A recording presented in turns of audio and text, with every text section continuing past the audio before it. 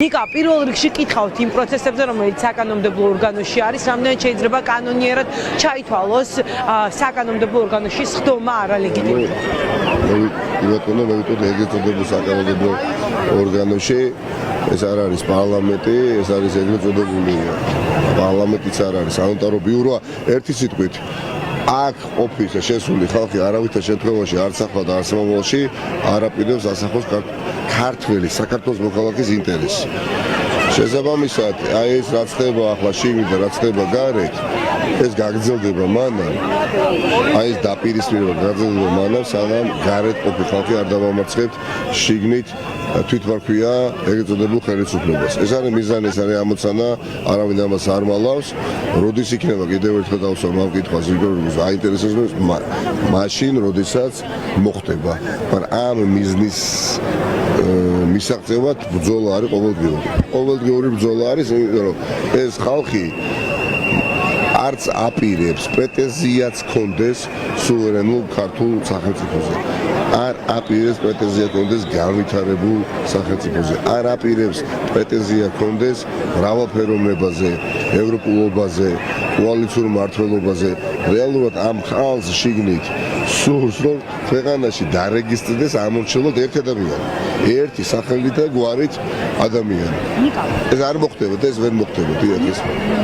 ეგრეთ წოდებულმა პარლამენტის თავმჯდომარემ, დიახ, საზოგადოების დიდი ნაწილის და თქვა, რომ სპორტული აფერისტები არიანო, არასწორად დაწერეს მანდატებთან დაკავშირებით, თავიდან შეავსონო შალვა ნათელაშვილს შეგადარაც და ამასთან ერთად დაანონსა, რომ ხვალ უკვე ცნობილი გახდება ყველასთვის, როდის ჩატარდება საპრეზიდენტო არჩევნები, რატომ ჩქარობს ასე ძალიან თქვენი აზრით შალვა პაპუაშვილი და რას უპასუხებთ სპორტულ აფერისტებს? მაინდამაც ჯერთით დავიწყოთ ხელ მთელი ცხოვრება რო იცხოვრო შალვა ნათელაშვილთან ახლოს ვერ მივერასოდეს. შალვა პაპუაშვილი ეს ერთი არ შემიძლია არ მეთქვა. მეორე თუ აუცილებელი არის, ჩვენ ვთქვით არაერთხელ. კიდევ დაწერა, დაიწერა ეს განცხადებები. გასაგებია თქვენს რომ იურგი უძალა ამ განცხადებებს მსვლელობა ვერ მიეცემა ჩვენს მიერ უკვე დაწერილ განცხადებებს კი ბატონო დავწეთ აქ არავინ არ აპირებს აქ როგორ შეიძლება ეგრეთ წოდებულ პარლამენტში საერთაშორისო იზოლაციაში ყოფი ეგრეთ წოდებული ხელისუფლის პირობებში მის სანიტარო ბიუროში რომელიმე პოლიტიკურად თამოყვარი კი არა ადამიანურად თამოყვარი ადამიანი იქ შევიდეს ხო ხა წარმოუდგენელი ეს დღის წესრიგში არ დღეს და ჯერა და ან მინდა მჯეროდეს ბოლომდე რომ ყველა 4 ჯგუფის წარმომადგენელი ასე მოიქცევა. ეს ასეა. როდესაც საერთაშორისო იზოლაცია, როდესაც არაღიარებული აქვს დასავლეთს, დემოკრატიოს, ქვეყანაში ჩატარებული არჩევნების შედეგები ხა საუბარი უნდა დასრულდეს, ვინ არის შემსვლელი და ვინ არ არის. ჩვენი გადაწყვეტილება კოალიციას ცნობებდა სხვა პარტიებსაც მიიღეს, დასაწერი იქნება დაიწერება. ამიტომ ამ თვითმარქვია ხელისუფლებამ არ ინერვიულოს ამასთან დაკავშირებით. ჩვენ ღელად და განმისდით, თითოეული დღე ამ სახელმწიფოსთვის არის დაკარგული.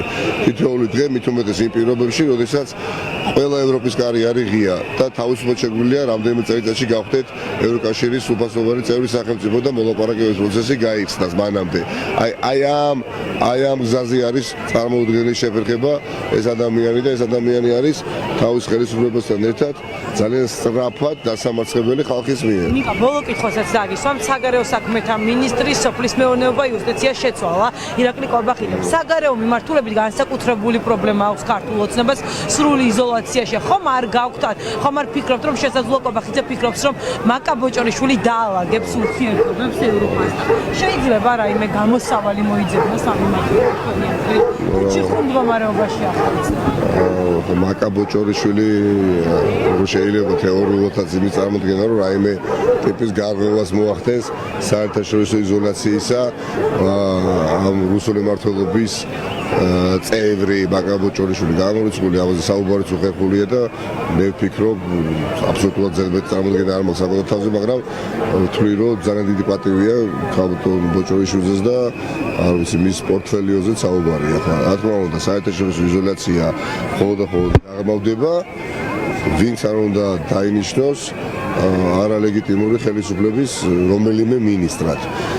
რაც შეიძლება სწრაფად ეს რეჟიმი უნდა ჩამოიშალოს, რომ გახდნენ იძულებულნი ჩაინიშნოს ამ ქვეყანაში ახალი არჩევნები.